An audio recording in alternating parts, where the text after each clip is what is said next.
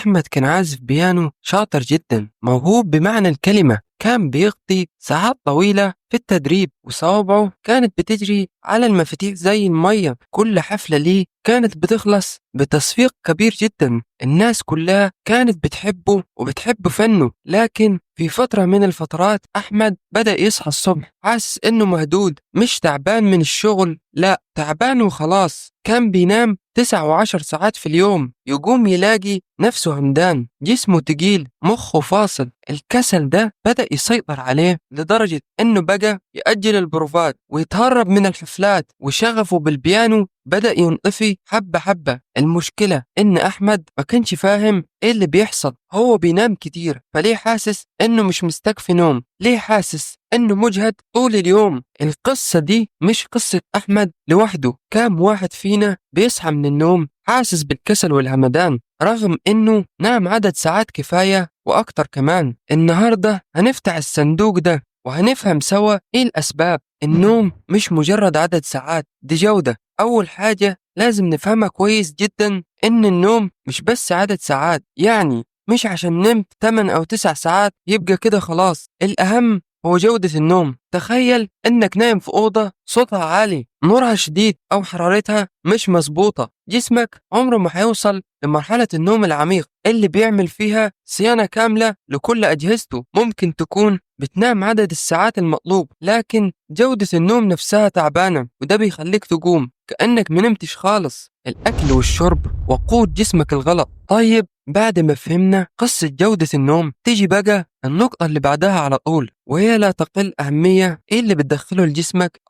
بتكلم عن الأكل والشرب. لو بتعتمد على السكريات والدهون المشبعة طول اليوم، أو بتشرب كميات كبيرة من الكافيين قبل النوم، أو مش بتشرب مية كفاية طول اليوم، كل ده بيلخبط سيستم جسمك. جسمك بيبقى زي العربية اللي بتحط لها بنزين مغشوش. هتشتغل بس أدائها هيبقى سيء وهتبوظ منك في الآخر. الأكل اللي مش صحي بيقلل طاقتك وبيخليك تحس بالخمول والكسل حتى لو نمت كتير، لأن جسمك مش لاقي الوقود الصح اللي يجدد طاقته. بما إنك وصلت لحد هنا، ده معناه إنك مهتم بالمحتوى اللي بنقدمه. ما تنساش تعمل لايك للفيديو ده دلوقتي، وتتأكد إنك عامل اشتراك في القناة ومفعل زر الجرس عشان ما تفوتكش أي حلقة جديدة بنقدمها. قلة الحركة أو كترها والهمدان الخفي. نكمل رحلتنا سوا. الجزء ده مهم جدا ويمكن يكون هو مفتاح حاجات كتير. الحركة أو قلة الحركة. لو طول اليوم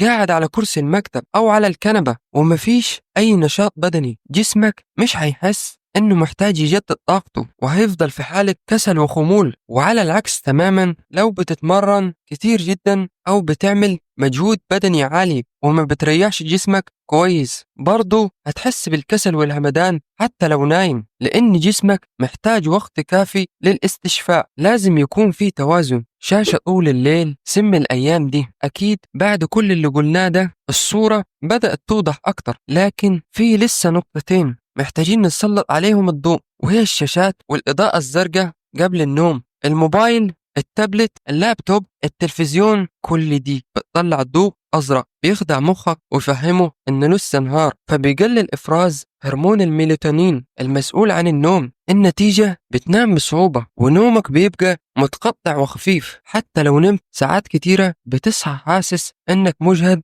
ومكسل. الإجهاد النفسي، التعب اللي ما بيبانش. وصلنا للعنصر الأخير، وده بيكون خلاصة كل اللي فات: الإجهاد النفسي أو التوتر والقلق المستمر. لو عندك ضغوط في الشغل، مشاكل في البيت، أو قلقان بخصوص أي حاجة في حياتك، ده بيستهلك طاقتك العقلية والجسدية بشكل رهيب. جسمك بيكون في حالة تأهب مستمر حتى لو نايم، فما بيعرفش ارتاح بشكل كامل. ده بيخليك تحس بالتعب والإرهاق والكسل حتى لو قضيت ساعات طويلة في السرير. ملخص اللي قلناه في الفيديو ده: احنا شفنا ان الكسل بعد النوم مش مجرد كسل عادي، ده ليه أسباب مخفية زي سوء جودة النوم، الأكل والشرب غير الصحي، عدم توازن الحركة، استخدام الشاشات قبل النوم، والإجهاد النفسي. صحتك البدنية والنفسية أهم استثمار في حياتك. ابدأ بتغيير بسيط في روتينك وشوف الفرق اللي هيحصل. لو الفيديو ده عجبك واستفدت منه، ما تنساش تعمل لايك وتشارك الفيديو ده مع أصحابك اللي ممكن يكونوا